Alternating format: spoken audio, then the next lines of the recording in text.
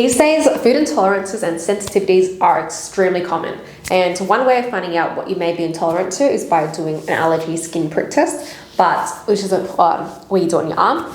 But actually, the gold standard for identifying food intolerances, sensitivities, and allergies is actually through an elimination diet. And so with that, there are two phases. The first is elimination, and the second is reintroduction. So today, I'm going to outline 5 simple steps on how to effectively do an elimination diet. So step 1.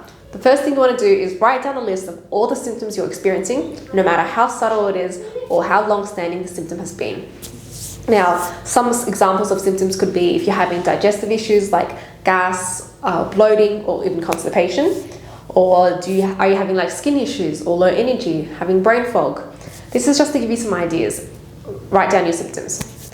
The second part, this is the hard part. This is when you want to eliminate the most common suspects for 23 days. I'll explain why 23 days in a moment. So with a basic elimination diet, you want to be having no gluten, no dairy, eggs, soy, sugar, fast food, and alcohol.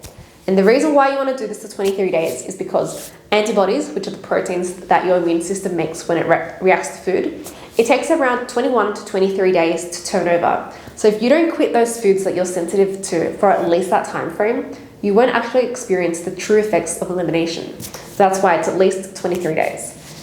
The third thing you want to do is create a shopping list and write down some basic meal plans. This is because you might find yourself like really confused on like what to buy when you're going grocery shopping. So it's best to plan ahead for it. So essentially your grocery shopping list should comprise of about 30% of clean protein and 70% of vegetables, legumes, nuts, seeds, and gluten-free grains, for example, like quinoa.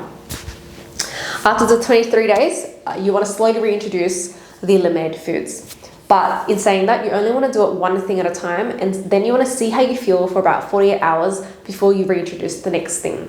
So if you're following a basic elimination diet, then it should take about 2 weeks to reintroduce these 7 items.